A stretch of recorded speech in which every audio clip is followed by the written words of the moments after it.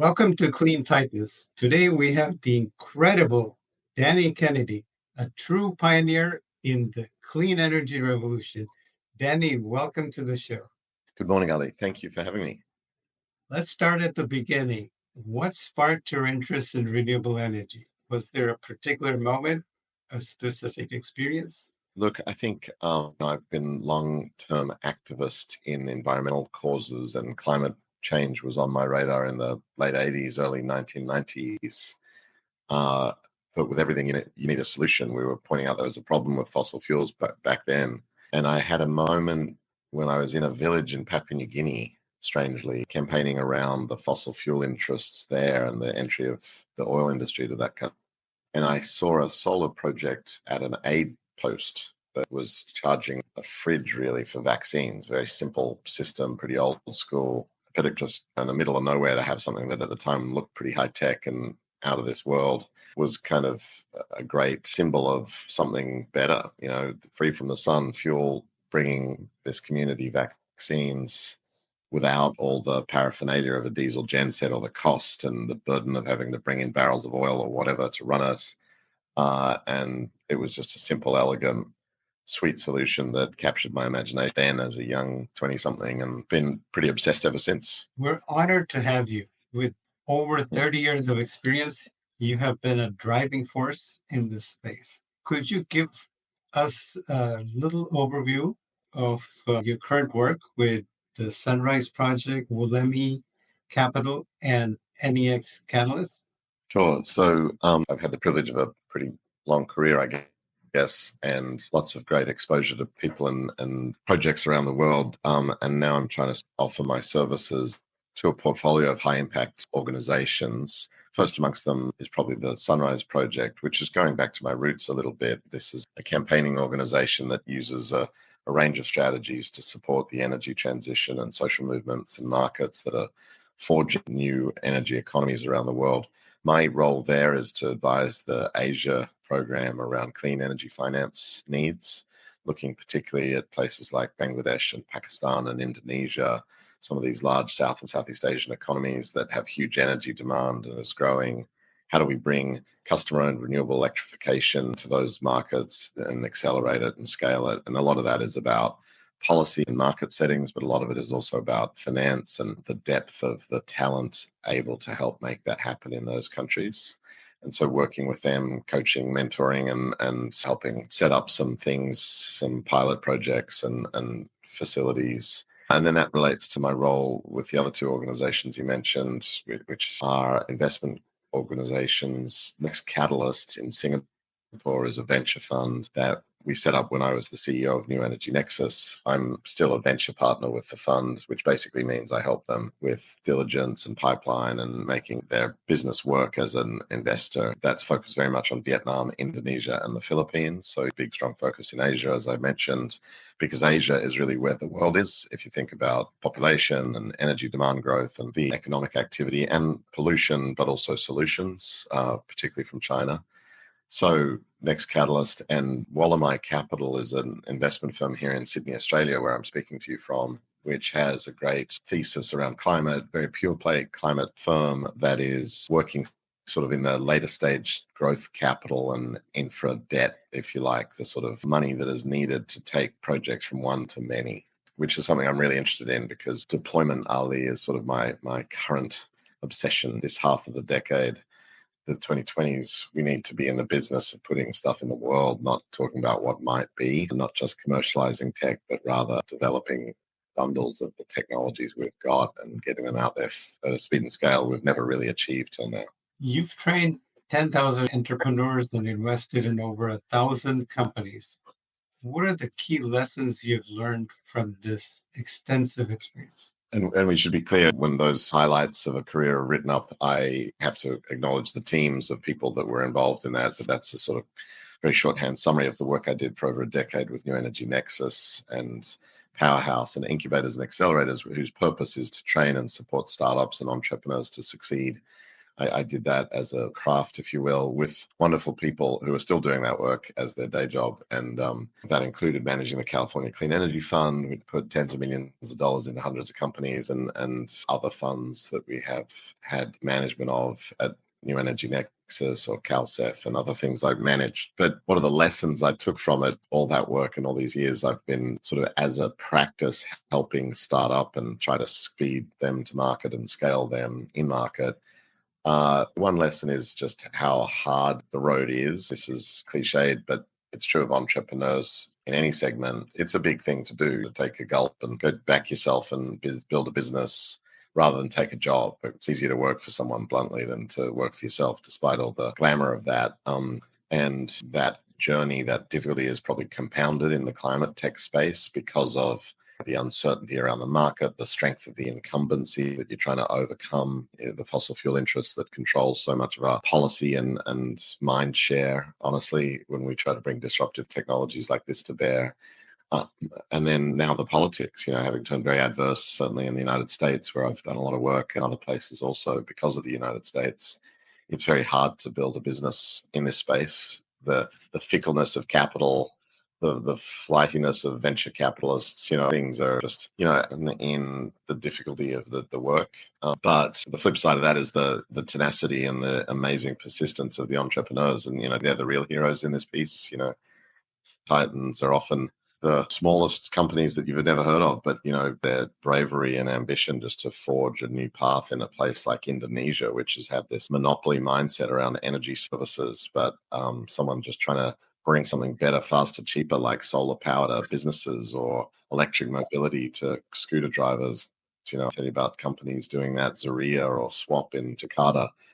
They're the heroes of the piece. So that's lesson one. I've probably got another half dozen if you want me to carry on, but I don't want to meander too much. Would you like another? Sure.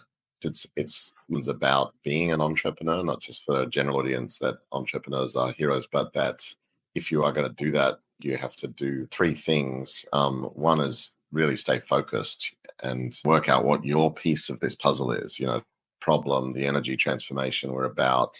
These are huge endeavors, civilizational, society-wide, century-long struggles. You got to know which hill you're going to take in that battle, rather than just being all over the shop, and just focus on that. So that's one lesson for the people taking a piece of it, and going to take more time and be harder than you ever imagined. Know that the ball's always in your court is the kind of language I use to talk to an American audience, at least, metaphor of take the initiative and be available, whatever it is, particularly for your customer. If you're building a business, you just have to be that proactive, not waiting for the shoe to drop on the other side, but making it happen. And the hustle factor is huge.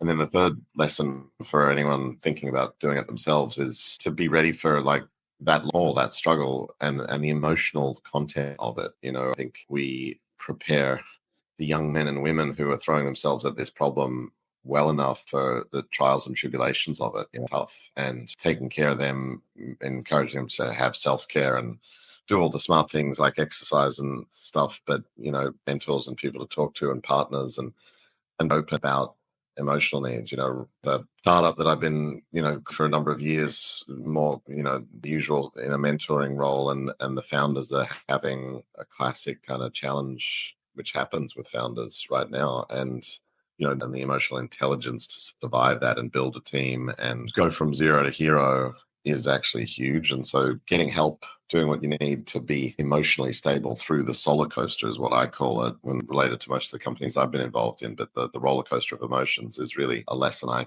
personally learned many times over, and will probably learn again somewhere on this journey. What are the common traits you see in successful clean energy entrepreneurs? It's a bit cliched again to say it, but the grit, the determination, just sheer bloody mindedness. I mean, to be able to take no as an answer repeatedly. And we have, folk to be just persistent in their confidence without also feeding dumb ideas. I mean, I think of great founders are many, spark and salescraft and the ability to convince folk of the merits of their idea.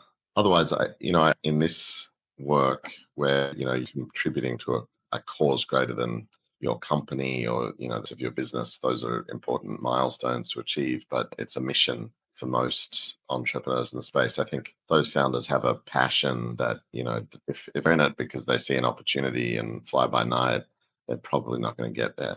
Whereas if they really believe it, and a faith-based business by any means, but if they really feel it, that there is what I call a campaign that is also campaigning for some bigger outcome, then I think that will see them through a lot of these tests that we were talking about. You co-founded Sungevity, which pioneered remote solar design.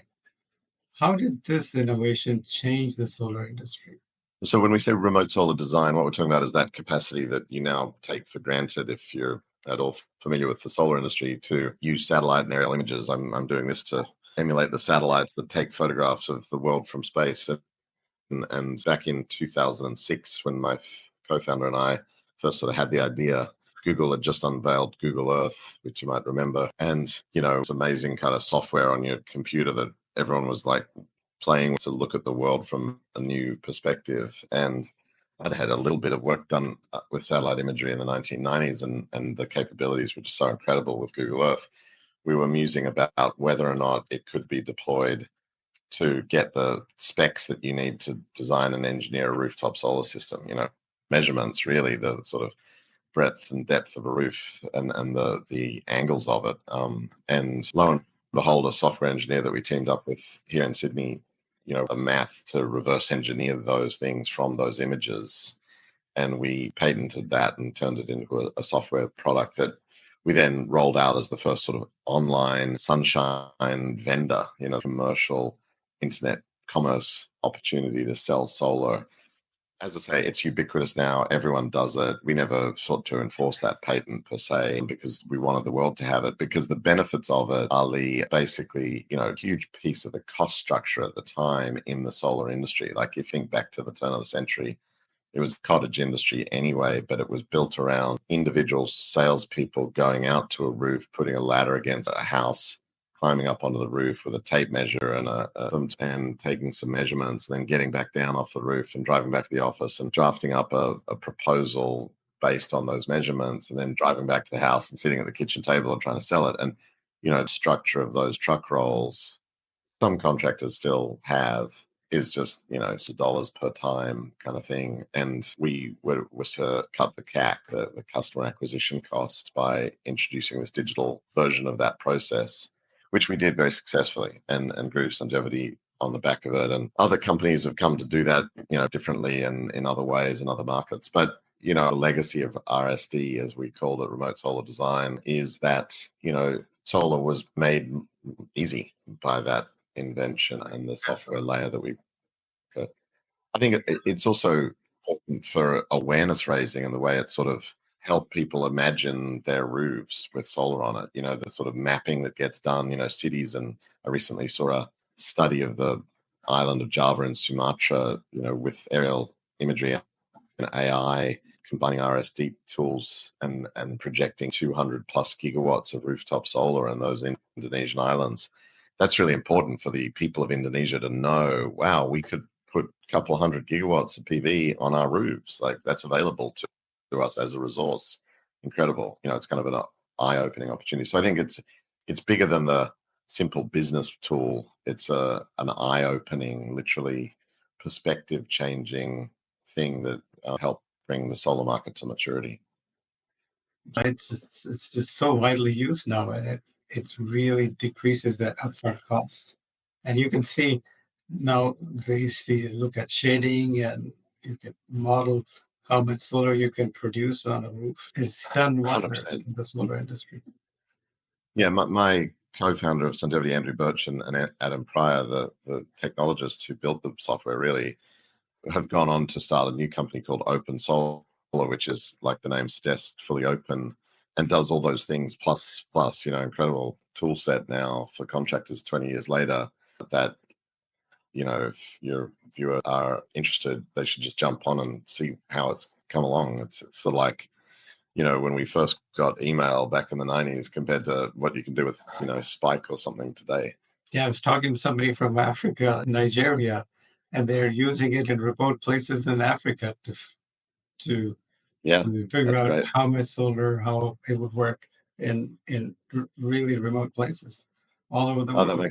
makes that's wonderful to hear. That's great. What are the Yeah. next big innovations needed to further democratize solar energy? Interestingly, I think software is still key, and I'll explain that, and then also financial technologies, if you will, or innovations around the financing of solar, and I can explain that as well. But on the software side, I think many markets fall prey to this sort of replacement idea. We're now in a world where the majority of new additions to the grid are solar for generation purposes. Like, the conventional wisdom is now that if you want to build electricity capacity, the cheapest, best option is going to be a solar plant of some type. And by proof of that, last year in the US, despite the war against solar and all the politics and rhetoric and whatever, 70+% of new additions to the US grid were solar last year, right? And that's true of the world generally because it's cheaper and better and faster to build. It's pretty straightforward. But I think the model that we're pursuing is often a replacement of the utility model. This dumb grid we inherited from the 20th century, steam boiling machines that sends electricity one way down a wire, and you're sort of the victims or the beneficiaries of that electricity from the steam boiling unit at the central station, rather than a prosumer, a producer and consumer engaged in the business of energy with different scaled power assets in a mesh, the sort of web-like network that we're used to in our information diet and media and other things, but which for energy we're sort of repeating some of the models of the past, which is less democratized, to answer your question, less technologically robust and more expensive ultimately because of all the poles and wires and the pieces of copper in between the energy production and the energy demand and the load source. So point being, we need to push the power out to the fringes and to the people, literally and figuratively, which is democratization of it. And what I'm trying to say here is smaller systems owned by customers on their own roofs, so factories powering their own needs, community solar gardens, photovoltaics on canals for agricultural communities, rather than just buying from some far distant utility scale thing. That vision, ultimate outcome, is for me the ideal. It is mediated by software. Like, it's harder to balance all of those elements, the grid, if you will, than the big central station replicant power system with a solar plant and a battery, or a storage system, or a gas backup, or whatever scaled solution might be. And so we need innovation in balancing, in diagnosing, what the right placements of different of these distribution assets is. Some storage here, an EV charging station there with some sort of hot swappable batteries for scooters in Jakarta, but those batteries are also kind of a demand response asset for the grid operator. In Bangladesh right now, we're talking about a virtual power plant made up of 5 million electric rickshaws, which can absorb solar during the driver's breaks during the day and then use it as power, not only for their own duty cycles, but later on in the day on the grid. All that vision of the distributed energy utility solutions versus the coal, oil, nukes, and gas mental model is a software-based solution. And I can tell you about hundreds of startups doing that work, modeling that, optimizing that, helping people bid into day ahead markets or time interval markets of different kinds. We're going to have to get very sophisticated, but not more sophisticated than the middleware that runs this amazing thing we're doing. I'm sitting in Sydney, Australia. You're somewhere in the States. We're doing a television interview that just 10, 15 years ago would have seemed impossible without the highest of high-end satellite-based newsrooms. And this is all being run by some software that silently in the background is batching bits and bytes of data to mirrored servers somewhere in the world to make this possible. And your viewers are going to watch this for years to come on YouTube, and same story. So we have the technology as the good news, Ali, but we have to innovate around that to get it to go. Second answer is around this financial question, which is that all those things, all those demand response assets and distributed energy utility solutions look different to what energy financiers like to look at, which is billion-dollar things that boil steam with known companies' kit inside them and kind of underwriting characteristics that they've done for decades and know how to do a deal. When you're talking sub, 50 megawatts, which is sort of the majority of power plant being built on Earth, you're talking about a dollar value, which, particularly since the PV keeps on coming down in price, is smaller and smaller and not enough to get a lot of bankers out of bed for, because the fee they can make on the deal, the transaction, isn't interesting. So we need to work out how to streamline the transaction costs, how to bundle and aggregate deployed assets and make them more bankable and financeable for the big end of town. The good news is that there's not really a shortage of capital on Earth for energy expenditure. We know that. We spend money all the time putting our hands in our pocket to pay the fossil fuel guys. And today on Earth, or last year at least, twice as much money was spent on clean energy resources, mostly solar and storage, than fossil fuels. So the money is around, but it needs to be engineered in a way, architected differently, and that's the innovation. And people don't think of finance engineering as like an innovation that needs, the support of It's entrepreneurs, it's but it's a big deal. it's the most important thing in some respects.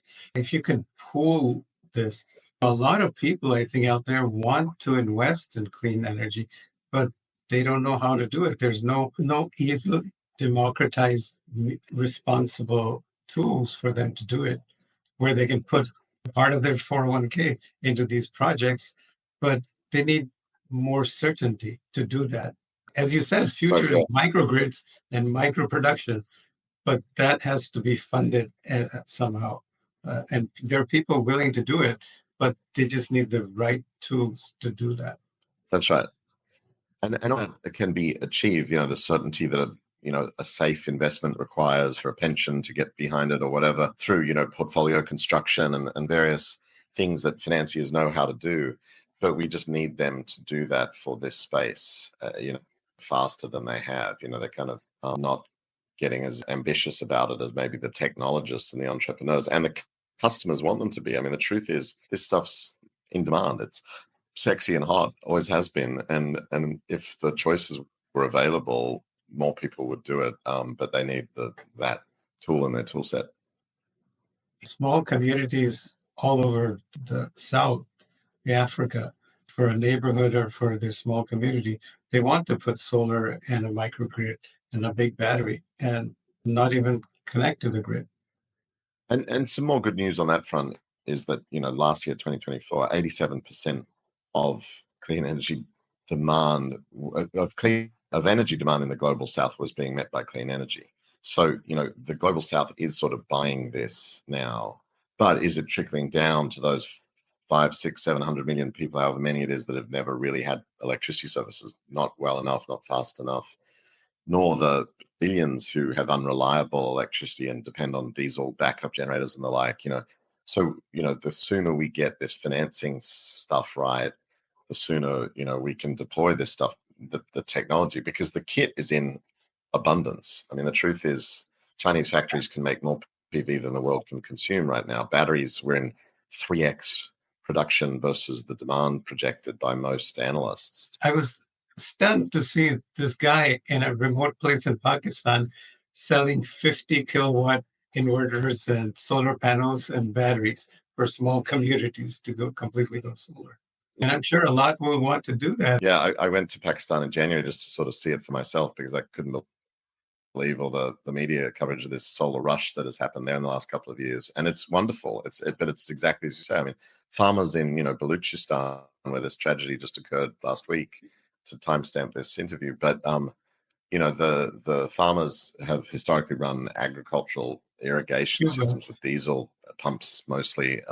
The tube wells, so-called. And, they've realized they can just wire up a solar panel and it costs nothing. I mean, like the panel itself is cheap as chips, and the electricity is free from the sky. There were more harvests last year. Pakistan recorded better food security because of the penetration of photovoltaics in that agricultural market.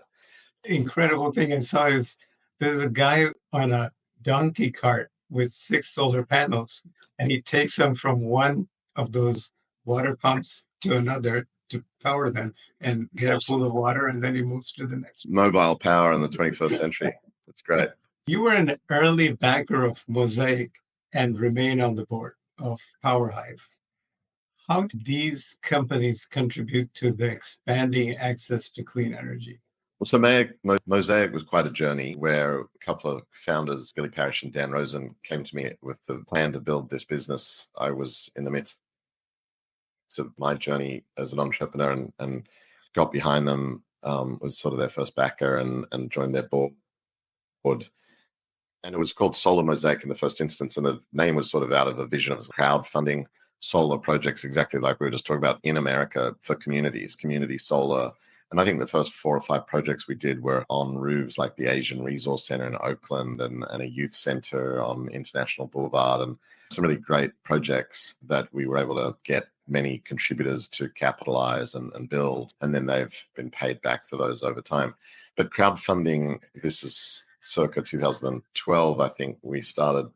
It became very difficult under the regulatory changes in the US for a period, and Mosaic had to pivot, as so many entrepreneurs have to do, and became a much more straightforward solar finance business, providing loans to residential customers. Also a niche that I very much supported, and survival is the first rule of business, and they made the pivot very well and grew enormously. And last I checked, Ali, they were a $20 billion behemoth. They'd done a lot of business in the world. But I came to the board after 4 or 5 years.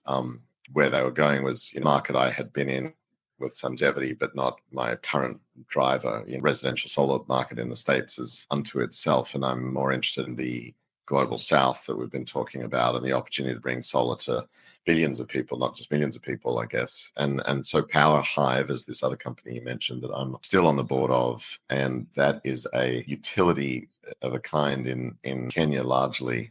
So it has been doing microgrid development in Kenya for 12 years now also, and a number of other businesses that sort of spring out of that. One of the challenges in low electricity demand markets like rural Kenya, you often end up with a reduced demand against production. You don't have enough users of electricity services, and so you end up with more power than you probably need immediately in the area. And they call the solution is productive end uses of energy, and you end up creating needs for electricity in order to create the economics for the grid to be sustained or built in the first place and to pay the finance for it. And really interestingly, Powerhive found that the best offtake for their electricity was electric mobility in these villages. So, yourself in rural Western Kenya, you have these taxis called boda, which are really 2-wheel bikes, motorbikes that people drive around and jump on the back of to go visit their cousin in the neighboring village or go to market or whatever. And they pay for that transport option like a taxi here in Australia or the States. And those are very popular, the boda. There's hundreds of thousands of them in Kenya alone.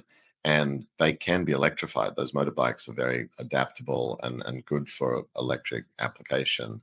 So Powerhive introduced a fleet of these motorbikes and started to use the microgrids to charge them. And the share of wallet of the drivers or the owners of the boda that they were spending on fuel dropped enormously. In other words, their margins just became much better. And so Powerhive has become this kind of converged e-mobility and microgrid business. I'm not going to tell you it was easy. All of this has got a bunch of wild twists and turns and fantastic stories about operating in a country as wonderful as Kenya. But it's a hell of a journey, and the entrepreneur behind it, Chris Horner, is a bit of a hero. But it's a good case study. Yeah, the cost difference is 1:9 in many of these markets for when you electrify the motorcycle versus using petrol. It's huge benefits, as solar sort of spills off the rooftop and out of the places we normally think of solar going and into other applications like mobility, like industry, like making metals, like desalinating water or pumping water for irrigation. You haven't historically thought of solar as a solution for those things. It actually creates all sorts of new opportunities because of the abundance of it. It's very low cost and available, but it also allows you to do new and different things. I call that the spillover dynamic, where you can imagine more transport because the fuel cost is lower and people will be able to afford more transport, more trade, more relationship, more other things. Dynamics are one of the benefits that I think we're only just starting to see with the solar revolution as it sweeps the world. More economic activity. Sorry, just to keep riffing on that idea, Ali, more with less is the other interesting element, because Yes. power plant we're talking about is a panel and a battery, say, of silicon and some other metals and glass, and all of that is recyclable, and you intend to make it a circular economy where all that is captured and reused. And in the next generation, that stuff will make more power from the same amount of material, because we get better at engineering the photovoltaics and the way in which photons convert to electrons. And kind of this remarkable idea that each generation will be able to reuse the product and get more power for the same amount of material and do more things. I just love that concept. Getting off the scarcity mindset. Fossil fuels were based on this idea that you have a finite amount of stuff. You got to fight for it, literally. That's what the world has done for a couple hundred years. And we could be headed into a different era, effectively, because of the nature of the energy system and the change in the commanding heights of the economy. And it stabilizes the finances of small countries. They got pushed into almost bankruptcy if the price of fossil fuels gyrates up and down. 100%. Renewables. It's stable. The short-term change, he was waxing a little bit lyrical about more like century civilizational change, but the short-term generational change, the next 10, 25 years or whatever it will be, is remarkable to imagine, no longer dependent, or communities on the delivery of a barrel of oil, which they have to buy on a spot market every week, prone to wild swings in prices and the volatility that we've all lived with all of our lives, watching the price of a barrel of crude. What the hell does that even really mean to the average punter? Rather than just having a fixed cost of electricity and power for all the things that you need in your life, as we electrify everything. There is a dependence right now on centralized manufacturing community in China, but it's a decadal or a 20-year dependency. You don't have to go back every week and try to source your power system. You have it in hand, and the sun is going to come up tomorrow, or if it doesn't, you got bigger problems. So you've just changed the whole dynamic. Panels from 30 years ago that are still working here in America. Warranties for 25 years. After that, they still keep working. I was going to say, I haven't looked into that for a while, but I went and found some 40-year-old panels that were still working, and they were at 80% of their rated capacity, and no reason for them to degrade beyond that. And so, the bit where you kind of blows up and you go, oh my Lord, what's really happening? The economists can't contemplate it, because they can't this machine is going to work for a century. Value on the electron comes out of it then. That just does not compute in our models. But that's what we're looking at, which is a pretty remarkable thing. And there are companies already that are claiming that they can recycle all the materials in solar panels, 99.5%, and batteries companies up to 95%. Yeah. A battery front, which is the most complex, is batteries, because the number of in them, the combination of chemistry. There are some companies like CATL, the largest manufacturer in the world, that does about a third of all battery cells in the economy. They're saying they can be mineral independent by 2052, years from now. So they will have created enough material flow. Wow, that's amazing. Out of it, that they can be just running over and over again, which is kind of remarkable. What are the challenges and opportunities in scaling solar mini utilities in developing countries? The challenges are largely the economics, are other second order things like supply chain and talent, I would say. But the problem that I identified up top with the story of Powerhive is still there, that the economics of very low income customers becoming anchor tenants on your system to pay for a big capital expenditure to build a microgrid in a remote place. It's just hard for folk on a lot of dollars a day to pay for electricity bills and do it consistently and stably. And that uncertainty makes it harder to finance, to come back to a problem we were discussing earlier. So productive use of energy on the other side of that equation, to bring with the microgrid other applications. And people are talking about compute, for example, as an energy demand source that you could place with the microgrids, because the growth of computing capacity. We might use network computers in the sort of deep seek model of AI and such, or the micro electric mobility stuff that we talked about with Powerhive, but also other uses like agriculture and such. So working out the cost and economic profile of those microgrids is one of the big issues. I feel like if we're in a better place geopolitically, we would make the investment this decade to take all these unreliable electricity systems out and replace them with a network of microgrids laddering up into a macro grid or mesh or web or whatever you want to call it, and just spend the capex on a security strategy, which would make a lot of people, hundreds of millions of humans, much more able to on what's next rather than fighting for survival. Talk about that in places like Indonesia, where it's just a much better strategy for those 7,000 islands to get off diesel generators for many of them and get onto solar and storage bundles as a path to independence for Indonesia. Indonesia is subsidizing oil producers enormously, importing barrels of oil, taking the sting out of the price for the customers, and has a huge foreign exchange loss as a result of that. And if they were just to invest now this decade in doing it with clean energy, they'd install a huge economic loss over time and reduce their dependence on external forces like the Singapore refinery and such. So lots of benefits. Other things that are challenges to the rollout in the global south, I think, are largely around entrepreneurs and the workers who will do it, building the business in the village, in the province, in the community. And often that's electricians, but the training and certification regime for them to make sure it's all done well and safe and all that stuff, which is important. And then there's the worker pipeline and talent pool. And with such an opportunity, how can we use that to bring women into the workforce and make it better for folk is obviously a challenge. And then chain, I think the third order, because it'll be solved when there's demand, but places you still don't get easy access to PV and batteries and these technology solutions. And really release this stellar opportunity in those places. We just need to have a steady flow and distribution companies and it should be available. Yeah, we could train more electricians all over the world. Yeah, I agree, and think that talent is one of the constraints workforce to do the work. Interestingly, observing in places like the Pacific and Pakistan, electricians sort of self-training and getting up to speed. Technology is relatively simple. And so, for example, in Pakistan, a lot of the solar rush that happened over the last couple of years, 17 gigawatts of PV installed somewhere in the country, was done by electricians that sort of apprenticed themselves to one another and passed on the skills and the crafts. And that's kind of exciting because they went from very little knowledge in country on how to do this to tens of thousands of individuals with the knowledge on how to do this. It's amazing. You've been involved in numerous solar campaigns.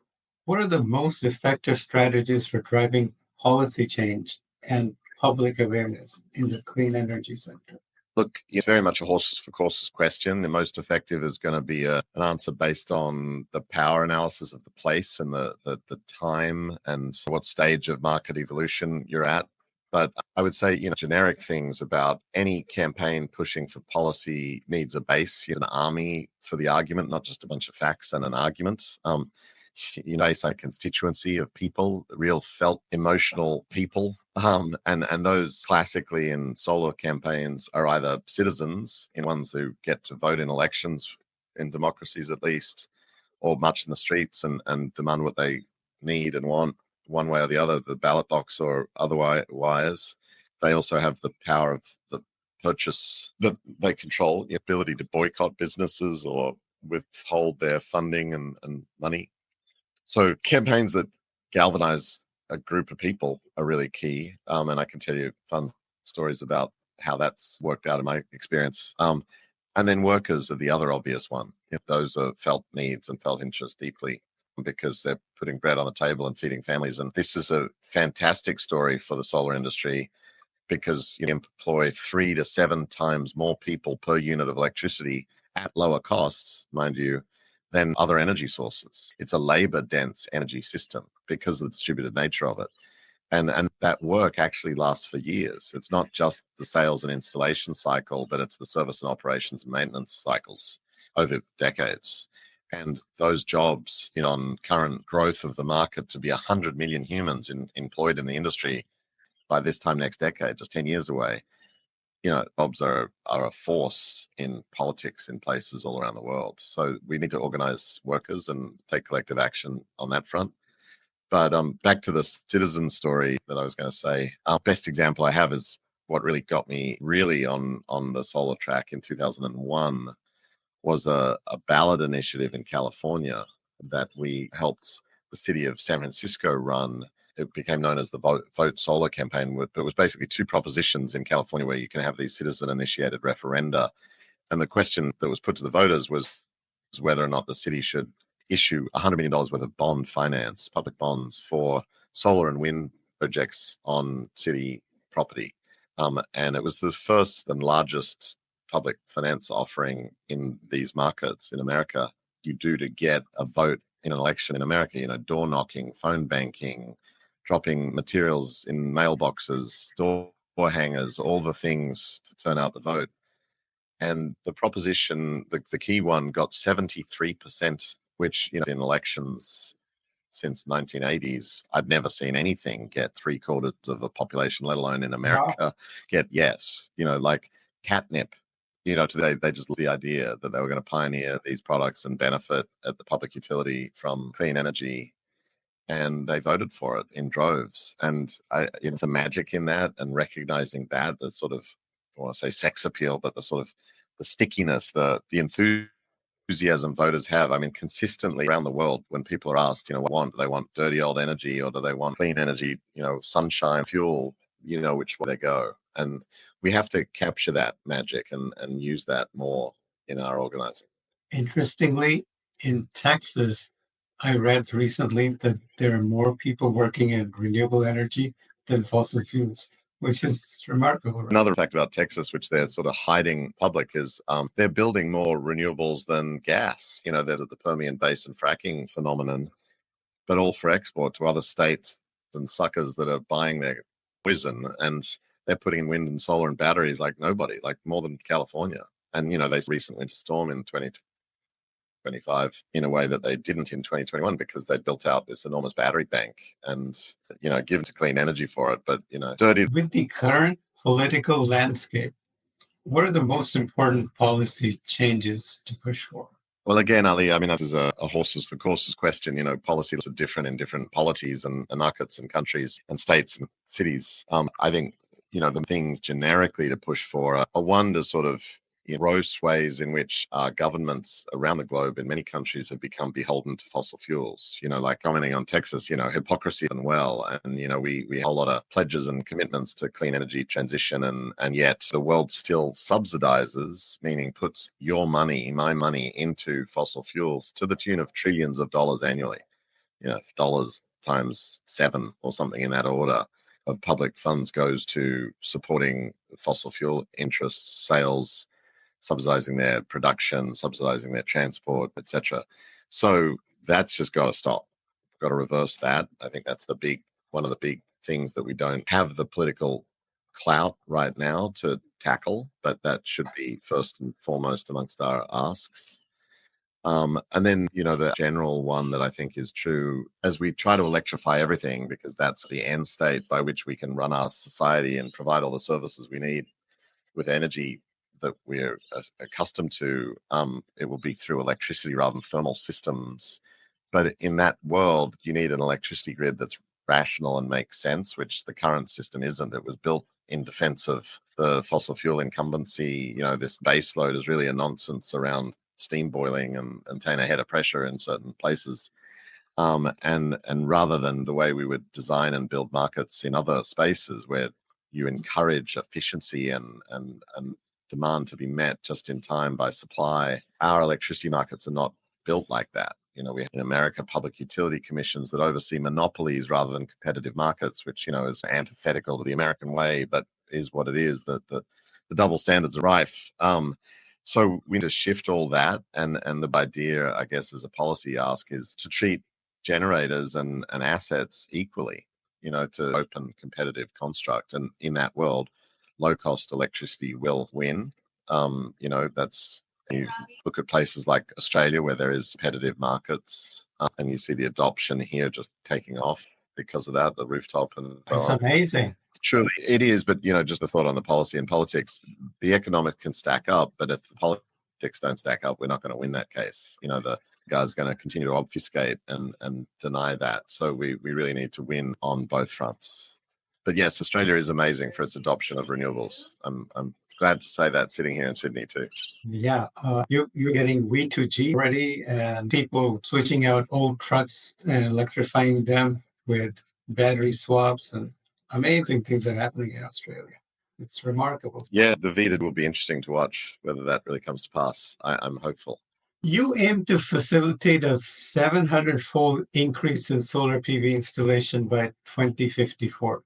How do we achieve this ambitious goal? Yes, that's my turn of the century commitment from a study done by some Princeton academics called Sakalo et al. And, obviously very low base back then, 25 years ago now. And we're a good part of the way there. And, honestly confident that by my goal of 2054, the world will have built that much solar because these things go on an S-curve of adoption. They exponential incline, and we're definitely on an S-curve. We're at probably the fastest growing technology adoption rate in history of major technologies, certainly of energy technologies, post a certain threshold of about a gigawatt installed. And that's happened in the time I've been tracking this. So, people like, the doubling is what matters on one of these curves. So going from 1 to 2 is really hard. 2 to 4 is really hard. 4 to 8 is really hard. Each doubling is, but you only need 7 doublings and you get there to 100% of the market. 1 to 2, 2 to 4, 4 to 8, 8 to 16 to 32, 32 to 64, and then you're done. And we're well up that curve to that sort of 100% of 700-fold growth. So we need to continue pursuing this to unleash the genie. It's already out of the bottle, I guess, in most markets, but there are people trying to push it back in. And that sounds a little bit wishy-washy, but staying the course, committing to the low-cost thing, services for people, clearing the lines of subsidies and counterfactual information, but most importantly, just doing the work, creating the companies, selling the product, solving problems so that it can be scaled. That's kind of the effort. What are the biggest barriers to achieving this rapid scale-up of solar? Politics, people who have a vested interest in dirty energy that make billions and trillions of dollars ultimately don't want that to pass. And their wealth and power is based on the accumulation and concentration of things, which was unique in the fossil fuel industry because it was so capital intensive. And also it's weird geographic reality that it's sort of under the feet of certain places and people. Right now, the proponents of the fossil fuel-based future are the United States, sadly, strongly going to trade war, at least for its export of fracked gas, which is a new foul way to produce fossil fuels. Russia is the next exponent of this vision. Saudi Arabia, access of companies we don't really admire right now in terms of many of their values.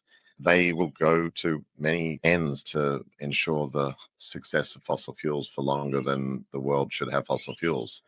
Even in their heart of hearts, they know the KSA, the Kingdom of Saudi Arabia, know that the Stone Age didn't end because we ran out of rocks. Quote one of the sultans there. However, they want it to not end this century, and they'll prolong it as long as they can. And it is war by any other means, right? This is going to get edgy now because in a Gandhian sense, you used to laugh at us, or they used to ignore us realistically and not think that this was anything. It was the alternative energy. Now they're the alternative energy, as demonstrated for a decade by the number of installs and the dollars spent and all things. So then they laughed at us and tried to belittle it and say it'll never work. And they keep rolling out these lines. And right, the new Secretary of Energy for the United States was saying this to last week in Texas at the Sarah Week that, it's never get big enough, these nonsense rhetorical lines that, belied by the facts on the ground in many places, including Texas. Then they fight you, to win. But the fighting could get ugly and the politics could get really awful. What's happened in the US is actually an example of those politics in terms of the oil and gas's interests. Trump sat around the table at Mar-a-Lago and said, give me $1 billion and I'll give you what you want. The oil industry answered the call, and he's doing it too. He's taking apart the EPA and he's enacting a whole bunch of negative policies and politics. So that's our biggest risk, 100%. You emphasize deploying existing solutions rather than focusing on pre-commercial tools. Why is this approach crucial in the context of the time value of carbon? Because, a serious problem, Houston, which is climate change, is clear and blown through 1.5, unfortunately. We may get back to it, but the 2-degree limit is fast approaching. And if technology it could help us reduce carbon burden in the atmosphere, but is not going to be ready for prime time till the 2040s, it's not full in that problem. There's a time value of carbon to your question, carbon reduction. And the more we preempt carbon pollution this day, the better for all of history. And so whatever we can do to deploy existing solutions that are carbon free, and every kilowatt of photovoltaics installed in the system, every clean electricity replacement to dirty electricity in a system is a solution to carbon pollution. We should do that now. And so I've become much more focused in my career on that deployment problem and the innovations needed around the edges, the software that we talked about at the start, and the financial innovation to spread the kit that we've got. Whether this metaphor works for you, Ali, but I think about the house burning down and, standing out on the lawn, freaking out about the fire from the kitchen, and they don't have a fire hose, high volume and a ladder truck that can get them on top of the roof, but they've got buckets and they use buckets and they form a chain with their community and put the fire out that way. We're there. We can fantasize about ladder trucks and futuristic modular systems of technologies that have never proven after 50 years of trying, or we can take the buckets we got in hand and deploy them at scale. What are the most readily deployable clean energy technologies we should be prioritizing? Solar, wind, and batteries. Being deployed, people have spoken by their actions and the stampede of feet to buy them. A place like Pakistan's proving that, solutions is sort of the other key. 600 megawatt utility scale solar farm in Pakistan that's been designed and pre-developed for close to a decade, but can't get financed because of country risk and other questions that people have about it, interconnection to its grid and whatever.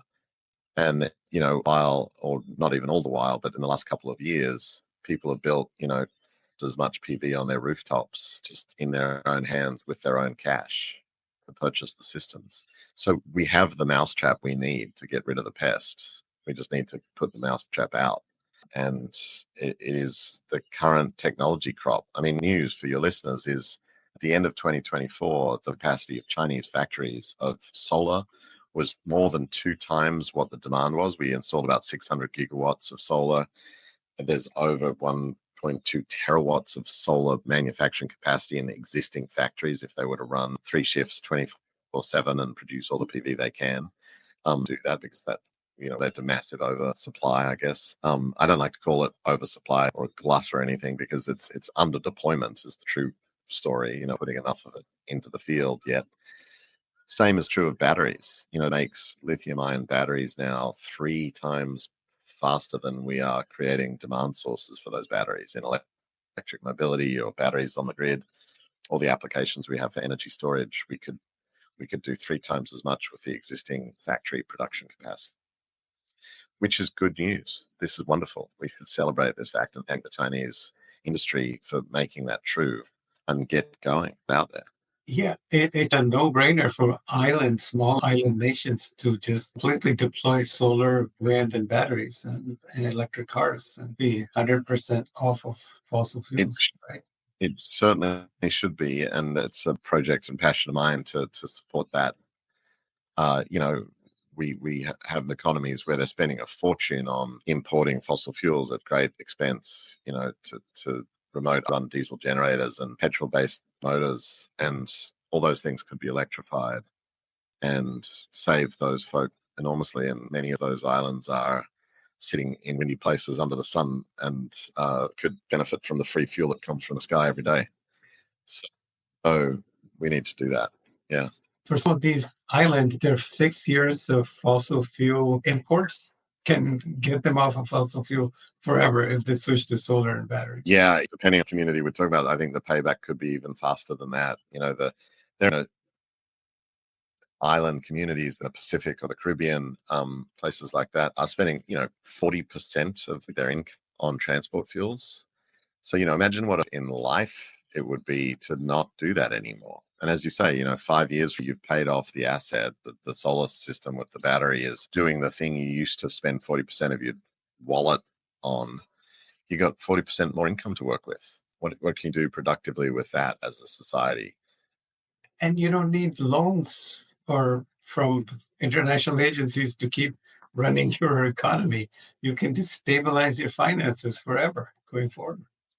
Yeah, That would be Ali, I mean, this is the opportunity for politics in those places. Is the customer-owned renewable electrification strategy is really the thing that could unlock independence from this sort of development finance world. And we all know it doesn't work well for all sorts of reasons on either side of the equation, and it surely isn't sufficient to finance the transition. But the fact that people can under their own means, just as to Pakistan, to keep coming back to that, but it's such an incredible story in the history of the world, really. Pakistani people put their hands in their own pockets and paid $4 billion to do more than a dozen gigawatts of rooftop solar in a couple of years. And they didn't go to the World Bank, and they didn't go to their own banks. They did it with cash. It's a remarkable history. Here in Australia, citizens have spent a 20 gigawatt power plant that's sitting on their roof. They own it. They saved the state or public sector and private sector players from having to make those investments. And it's economic for them. It's effective. They save money versus buying the grid, and all that productive capital that could have been spent on a dumb, dirty energy system can be deployed elsewhere in the economy. And if they get an electric car, they can charge it with the solar panels and maybe Well, even sell power in the evening. 100%. Driving on sunshine is the benefits for sure. And in the island economies that you were talking about, running your boat on that rather than petrol is way better. An electric drive shaft, good electric car, way better, faster, cheaper. And that is going to be the way of the world. We've already got that. Norwegians have translated all their ferries to electric. The canal boats of Amsterdam have gone electric. We see electric outboards, craft everywhere in the wealthy world, but it hasn't come down to, other parts of this is the Tesla Roadster, took 20 years from 2004 to now, when we've got EVs at $10,000 car in all sorts of markets. That's going to happen to boats too. You co-hosted the Climate of Change podcast. How did this experience influence your perspective on climate communication? So Climate of Change is a 12-part series I did with Kate Blanchett, a friend and champion of good causes and actor par excellence that you might know. And she and I did that to sort of tell stories of success in the climate solution space, and how I think it, influenced my thinking about that. People really love good news. It was a very Audible were very happy with the kind of way it opened up their audience base, and I was very happy with the kind of people and listeners we had. I mean, obviously, there's the amazing Kate and her grasp of the issues in conversation with me and entrepreneurs and thinkers and people all around the world in the 12 hours or so of conversations we had was wonderful to listen to. I think the content is great, but it's also just like people love this stuff. They want entrepreneurs into are electrifying fishing craft because they're reducing cost and pollution. The local fisheries in Mindanao, and they want to know that there's a team in kids from disadvantage on jobs in this world of change that we're talking about, and they want to go Navajo and see a tribe that has been divided and conquered for centuries by energy interests of the old school now taking power into their own hands and building their own solar projects. That stuff just really, like the catnip I told you about in 2001 with Vote Solar in San Francisco. People love this and they need to know more about it. And we need to get it out to them in the forms and the channels and the content that we are, seeing more of, the TikToks and the podcasts. So congratulations to you, Ali, for pioneering Clean Titans, and these other forms are really key to get the message out. How can we effectively communicate the urgency of the climate crisis to a wider audience? It's a great question. I have unfortunately come to view that we are a bit like the boiling frog, and while the urgency is real, we kind of become disaffected by it as crises like those at the start of this year. and then people go on with carrying on and fall back into their complacency and biases, I guess. And so I think we need to do more work trying to get people excited about the opportunity rather than run from towards the opportunity, and get excited about the urgency of now in terms of making solutions happen. That's the real thing that we focused on. We can get off all the unhealthy addictions to fossil fuels and the debt cycle and capex intensive out of bad things that also have an ongoing kills communities. And instead we can, spend money once and get for that. And that's an opportunity we should charge towards and act with urgency around that. The thriving abundance potential should be our critical task this decade. Given the geopolitics of the war on the world that's happening, the world that we knew, that's sort of assumptions we had about alliances and norms and behaviors and stuff, it's important that people get their own lives. And solar and storage and these technologies are not just clean electricity. They're actually means to self-determination in some sense. So I think there's all that to play for, and we should be racing towards that opportunity. There's a fiscal dimension, fiscal stability. Absolutely. I mean, the amount of last century on fossil fuel driven boondoggles and, aside the trillions of dollars subsidies, the way we could get rid of that whole drain on the economy. I mean, this is this deflationary opportunity that the world should seize. What more can we say? We'd have to get on with it. The job at hand. Let's go solar. Yeah, I think we should put solar on every roof. Even now we have vertical solar panels that you can put on roofs and walls. External buildings can be all solar. Fences can be dual solar panels. 100%. And fencing material, wood and plusher than photovoltaics. I mean, it's come down in cost. That's easy to do and is happening in places like Germany. There's this whole balcony revolution, they call it, where people are lining their balconies in apartment buildings with solar panels that have a little bit of power electronics on the backside that allow them to plug it into the wall and power their local circuits. This is what's possible. It's power in the hands of the people. And I hope those balcony systems go to the global south. I think they'll take off crazy in the global south. There's a lot of apartment buildings all over the global south. That's right. I'm going to be talking to a climate fiction author, and I want to do a whole series on that. And I think that might be a good way, because for a lot of people need stories to explain to them. Facts don't really sink in as well as stories. I agree with that. That's, I guess, to go back to the climate change podcast, it was the stories, it was the human stuff. I have an expert's eyes. I know this content deeply, not perfectly by any stretch, assumptions there, but having Kate as the interrogator of so many of these amazing startups and entrepreneurs we met along that podcast series was a wonderful way to draw out the story, to hear it firsthand and to get the color of it. And I think you're right. We need people to fictionalize this, not in a dystopian sci-fi sort of way, but opportunity. Again, we have at hand something wonderful where we can get off this extractive curse and move towards what I call 3D energy, but democratized, decentralized, distributed energy future made with sunshine. What's better than that? It's a great story. Let's tell it 101 ways. You're creating a communications platform called Futurekeepers. What's the vision behind this platform, and how will it contribute to the clean energy movement? We are working out how to work with AI, actually, is part of that effort, because I think that's with us now and going to be a piece of the information sphere going forward.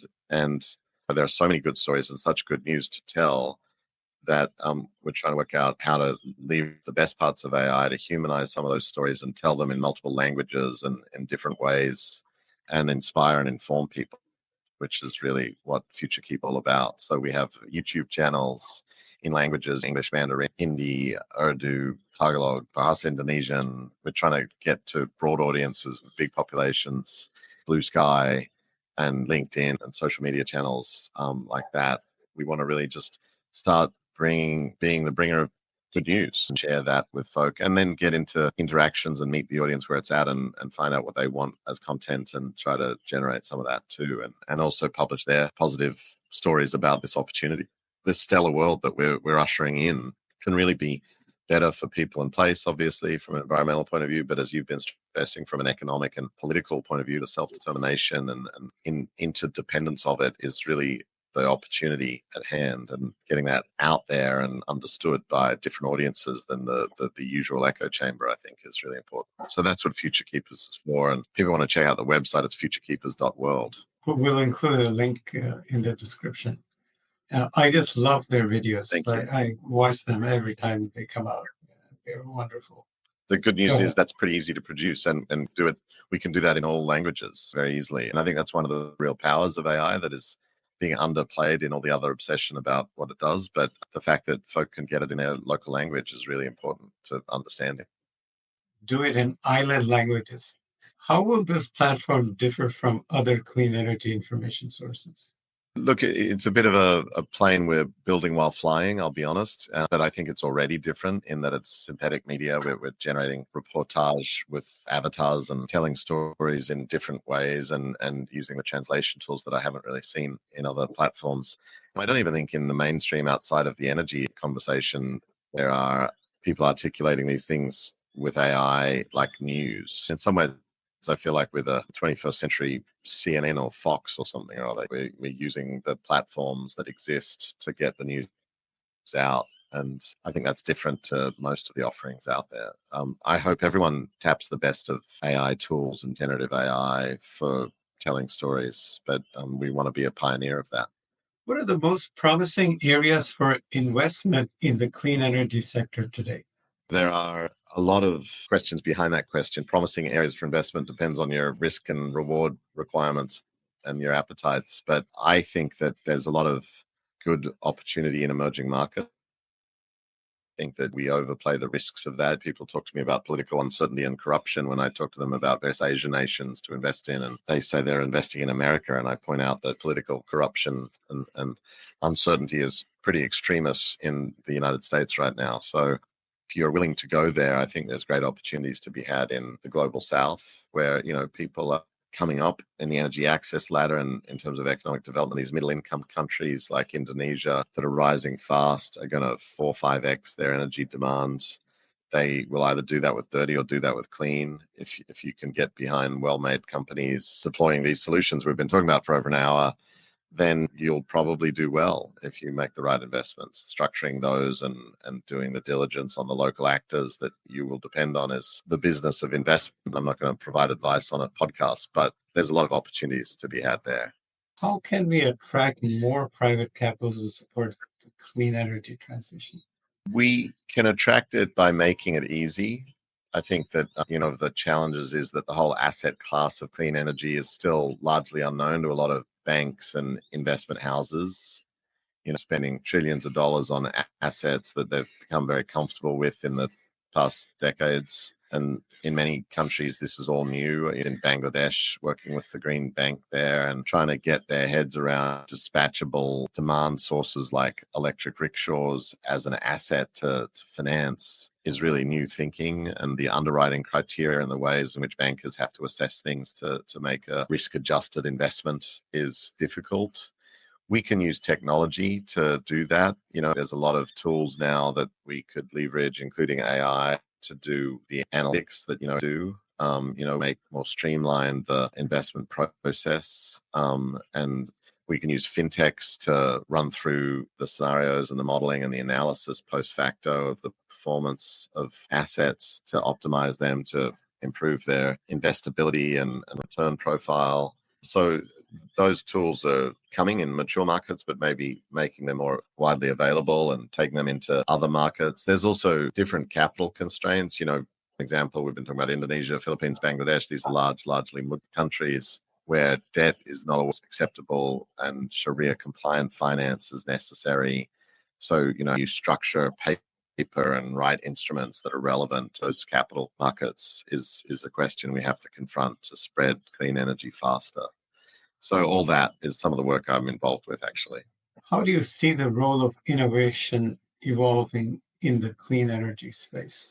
I think innovation has to be recast passed in some people's minds from the sort of de novo invention phase of the inventor in the garage with going solo to create a machine that goes bing or something or other, a more community-centric bundling of existing technology in an ingenious way, ingenuity as much as innovation per se, because we have the technologies we've been discussing, but bundling it, putting it together in a sweet customer-centric service, because really we're talking about service businesses. The service is electricity or the power to run your podcast or to, metal or to refrigerate your food in the cold chain.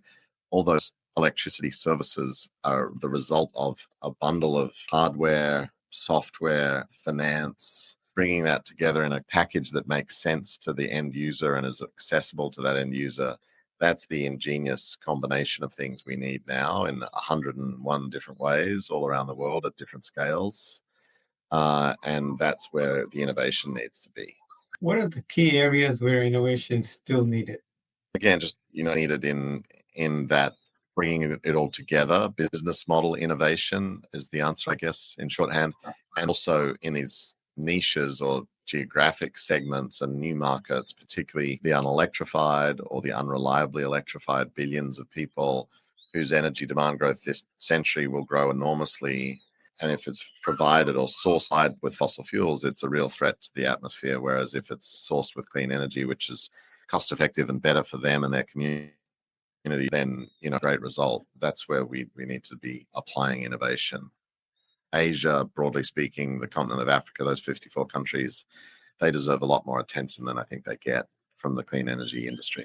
Yeah, I have been talking to somebody from Next Energy. They have transparent solar panels. So all your windows can be solar panels. Yeah, technology will continue to improve. There's no question of that. And applications like transparent windows are coming, but so too are just like bulk PV panels that you can hang on your balcony and harvest the sun. Incredible. And to know, this podcast is 100% solar panel powered. Great. And I see the panel in the background there, Ali. And even Saudi Arabia is investing $1 trillion into lithium and rare earths and copper. So they're seeing the light. And they know that they need to diversify their economy because the era of oil is over at some point in the future. It's a matter of when, and want to be fully diversified and exposed to other productive sectors by then. And so they're investing in it now, which is smart. They should be. Just sadly, they're also investing in delay tactics to stop the transition. And these people, instead of using up all the oil in a few hundred years, use it for growing food, for fertilizer or your herbicides is also made from fossil fuels. Why not keep it around for the next 10,000 years or something, next 5,000 years, rather than just burning it all in inefficient cars and power plants right now in just a few hundred years? Yeah. For clean energy entrepreneurs and activists, what advice would you give them? Better time than now to get into this space, than when I started in terms of resources available, the traction of the industry, behind this snowball. We're pushing it uphill, I think, and it peaked probably 5 years ago, and it's now running downhill. Whether it's running to the right side or the wrong side of the cliff is another question, and we've got to keep guiding it and making it go faster and grow bigger. But it is a snowball, and getting on board is a good time. It doesn't come easy, and so my advice would be, of the resources, there are great networks and communities of support. New Energy Nexus is first amongst them in my mind, in the world, really, as the preeminent support organization for energy entrepreneurs today, and many great affiliates like Climate Collective in India or Energy Lab in Australia. So, advantage of all those amazing incubator and accelerator programs. There is support for you. Many communities, cities, governments, states, and other places will provide support, and you should look for that. And just take care of yourself. I would give us, this is a long haul. Fast and slow, to pace ourselves. It's a marathon of sprints probably, and you need to keep in shape and keep happy, and mental health and physical health and family and all those good things are key. But if you're going to take the jump and start your own business in this sector, it's going to be a struggle for reasons that I can't fully predict, but I have a sense of. And so just take it easy.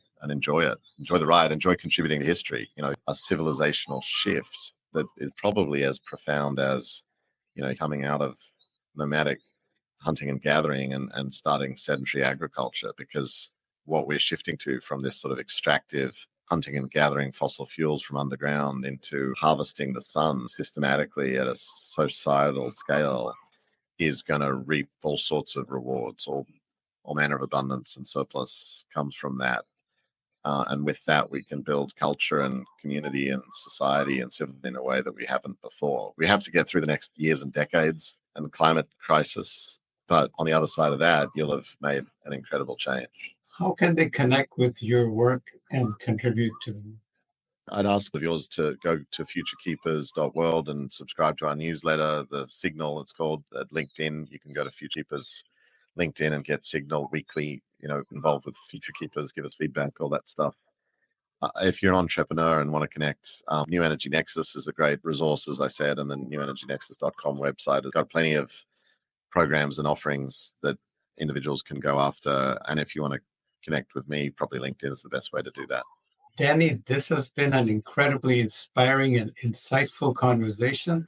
Thank you for sharing your expertise and vision with us. Thank you, Ali. I appreciate it, and really appreciate you taking the time for a good, long conversation that's very thoughtful and well framed and powered by the sun.